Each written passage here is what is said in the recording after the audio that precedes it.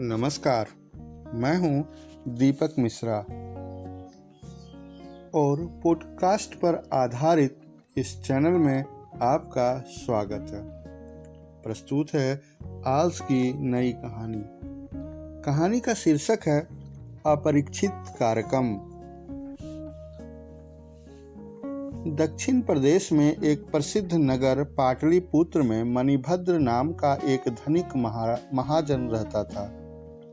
लोक सेवा और धर्म कार्यों में रत रहने से उसके धन संचय में बहुत कमी आ गई। समाज में मान घट गया।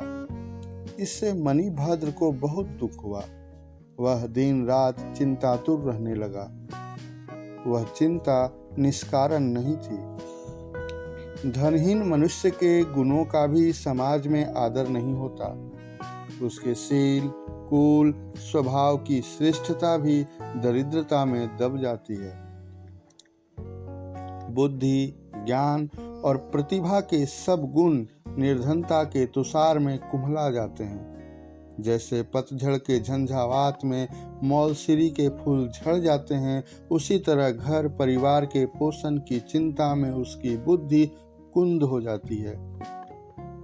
घर का घी, तेल, नमक, चावल की निरंतर चिंता प्रखर प्रतिभा संपन्न व्यक्ति की प्रतिभा को भी खा जाती है। धनहीन घर शमशान का रूप धारण कर लेता है।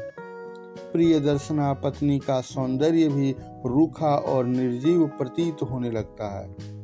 जलाशय में उठते बुलबुलों की तरह उसकी मान मर्यादा समाज में नष्ट हो जाती है। निर्धनता की इन भयानक कल्पनाओं में मणिभद्र का दिल कांप उठा। उसने सोचा, इस अपमानपूर्ण जीवन से मृत्यु अच्छी है। इन्हीं विचारों में डूबा हुआ था कि उसे नींद आ गई। नींद में उसने एक स्वप्न देखा। स्वप्न में पद्मनिधि ने एक भिक्षु की वेशभूषा में उसे दर्शन दिए और कहा कि वैराग्य छोड़ दे। तेरे पूर्वजों ने मेरा भरपूर आदर किया था, इसीलिए तेरे घर आया हूँ। कल सुबह फिर इसी वेश में तेरे पास आऊंगा। उस समय तू मुझे लाठी की चोट से मार डालना, तब मैं मरकर स्वर्णमय हो जाऊंगा। वह स्वर्ण तेरी गरीबी को हमेशा के लिए मिटा देगा। सुबह उठने पर मणिभद्र इस स्वप्न की सार्थकता के संबंध में ही सोचता रहा। उसके मन में विचित्र शंकाएं उठने लगी।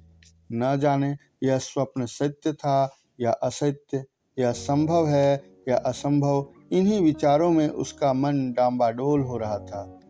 हर समय धन की चिंता के कारण ही शायद उसे धन संचय का स्वप्न आया था। उसे किसी के मुख से सुनी हुई यह बात याद आ गई कि रोगग्रस्त, शोकातुर, चिंताशील और कामार्त मनुष्य के स्वप्न निरर्थक होते हैं। उनकी सार्थकता के लिए आशावादी होना अपने को धोखा देना है। मणिभद्र यह सोच ही रहा था कि स्वप्न में देखे हुए भिक्षु के समान ही एक भिक्षु अचानक वहां आ गया। उसे देखकर मणिभद्र का चेहरा खिल गया। सपने की बात याद आ गई। उसने पास में पड़ी लाठी उठाई और भिक्षु के सिर पर मार दी। भिक्षु मर गया।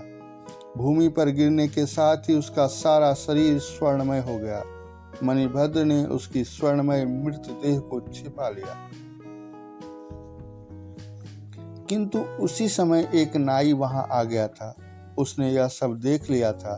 मणिभद्र ने उसे पर्याप्त धन, वस्त्र आदि का लोभ देकर इस घटना को गुप्त रखने का आग्रह किया।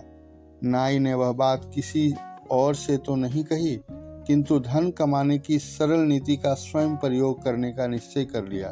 उसने सोचा, यदि एक भिक्षु लाठी से चोट खाकर स्वर्णमय हो सकता है तो दूसरा क्यों नहीं हो सकता। मन ही मन ठान ली कि वह भी कल सुबह कई भिक्षुओं को स्वर्णमय बनाकर एक ही दिन में मणिभद्र की तरह श्री संपन्न हो जाएगा। इसी आशा से वह रात भर सुबह होने की प्रतीक्षा करता रहा। एक पल की नींद नहीं ली। सुबह उठकर वह भिक्षुओं की खोज में निकला। पास से भिक्षुओं का एक मंदिर था। मंदिर की 3 परिक्रमाएं करने और अपनी मनोरथ सिद्धि के लिए भगवान बुद्ध से वरदान मांगने के बाद वह मंदिर के प्रधान भिक्षु के पास गया, उसके चरणों का स्पर्श किया और उचित वंदना के बाद वह विनम्र निवेदन किया कि आज की भिक्षा के लिए आप समस्त भिक्षुओं समेत मेरे द्वार पर पधारें। प्रधान भिक्षु ने नाई से कहा, तुम शायद हमारी भिक्षा के नियमों से परिचित नहीं हो, उन ब्राह्मणों के समान नहीं हैं जो भोजन का निमंत्रण पाकर गृहस्थों के घर जाते हैं। हम भिक्षु हैं जो यथेष्टता से घूमते घूमते किसी भी भक्त श्रावक के घर चले जाते हैं और वहां उतना ही भोजन करते हैं जितना प्राण धारण करने मात्र के लिए पर्याप्त हो। अतः हमें निमंत्रण न दो, अपने घर जाओ, हम किसी भी दिन तुम्हारे द्वार पर अचानक आ जाएंगे। नाई को प्रधान भिक्षु की बात से कुछ निराशा हुई, किंतु उसने नई युक्ति से काम लिया। वह बोला, मैं आपके नियमों से परिचित हूँ, किंतु मैं आपको भिक्षा के लिए नहीं बुला रहा। मेरा उद्देश्य तो आपको पुस्तक लेखन की सामग्री देना है। इस महान कार्य की सिद्धि आपके आए बिना नहीं रहेगी। प्रधान भिक्षु नाई की बात मान गया। नाई ने जल्द से घर की राह ली। वहां जाकर उसने लाठियां तैयार कर ली और उन्हें दरवाजे के पास रख दिया। तैयारी पूरी हो जाने पर वह भिक्षुओं के पास गया और उन्हें घर की ओर ले चला। भिक्षु वर्ग भी धन वस्त्र के लालच से उसके पीछे पीछे चलने लगा। भिक्षुओं के मन में भी तृष्णा का निवास रहता ही है। जगत के सब प्रलोभन छोड़ने के बाद भी तृष्णा संपूर्ण रूप से नष्ट नहीं होती।